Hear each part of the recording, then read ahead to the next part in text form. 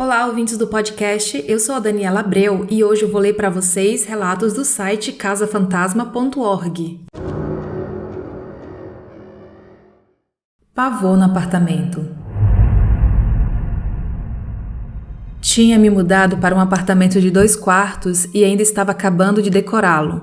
Cheguei em casa tarde da noite e tomei um resto de café meio morno que ainda estava na garrafa térmica e me joguei na cama de tão exausta. Ainda por cima, estava um daqueles dias frios de rachar que faz no Rio de Janeiro. Quando vem aquelas frentes frias, logo tratei de me enfiar nas cobertas e dormir. Eu havia desligado a luz e estava retirando um par de brincos da orelha e ainda sentada, recostada na cabeceira da cama, quando eu fiquei atônita com um barulho de sapato de salto alto vindo da sala e entrando pelo corredor do apartamento, e logo depois uma forma humana de uma mulher entrando no quarto. Eu fiquei simplesmente apavorada com aquela cena. Ela vinha bem lentamente e jogava a cabeça para trás, como se risse, porém estava muda e o único barulho era do salto alto que fazia no chão. Ficou ali para o batente da porta e voltava em direção à cama, e voltava para a porta e abria a boca como gargalhando, mas sem emitir som nenhum. Fiquei petrificada.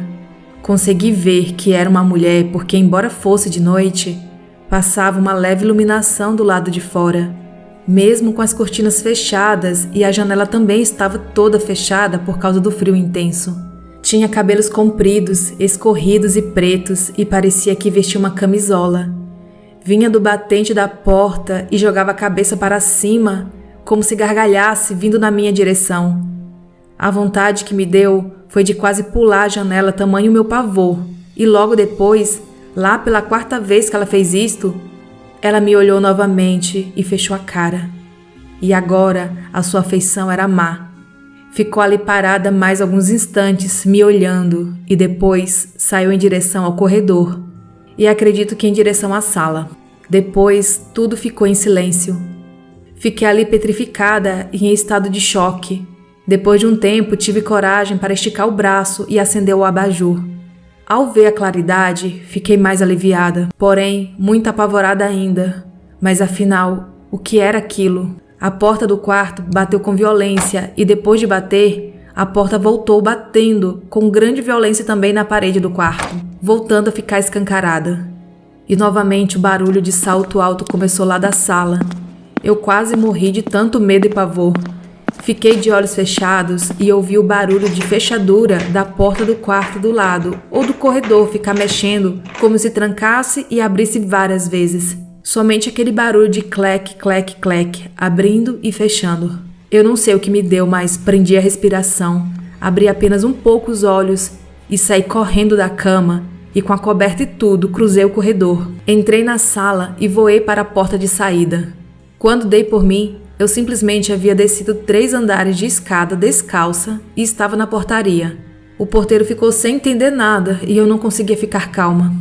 Uma vizinha que chegava naquele momento resolveu chamar a polícia para ver o meu apartamento, mas nada foi encontrado e nem estava revirado. Somente a porta do apartamento estava aberta e o cobertor caído na sala quando precisei abrir a porta de entrada. Só entrei quando meu irmão chegou lá no prédio e então subi com ele e fui me encontrar com os policiais. Mas eles não encontraram nada de anormal que levasse a pensar que um ladrão estivesse por lá. Mesmo porque não havia altura para escalar e eu sabia que não era ladrão. Um deles falou que às vezes ele ou a equipe de policiais era chamada para atender a casos mais ou menos parecidos com o meu. Ele falou isso quando eu relatei exatamente o que ocorrera no apartamento. Ele disse que acreditava no sobrenatural, pois já tinha passado por uma experiência parecida. Fechei o apartamento e fiquei dormindo na casa de um colega durante 6 meses. E foi aí que vi que não tinha jeito e tratei de aceitar a oferta da minha mãe para voltar a morar com meus pais. Aquela imagem da mulher entrando no quarto e vindo na minha direção e jogando a cabeça para cima, como se rindo ou gargalhando, e o barulho de toque-toque do salto alto e de fechadura sendo girada, abrindo e fechando, não sai da minha cabeça até hoje. Esse relato foi enviado pela Marilane, do Rio de Janeiro. O Assustadoramente é narrado e editado por Daniela Abreu. Quer colaborar com o podcast? Envie o seu relato para o e-mail assustadoramente@outlook.com. Siga o Instagram, assustadoramente_podcast. Ajude seguindo, compartilhando as postagens e colaborando no Apoia-se. O link está na descrição.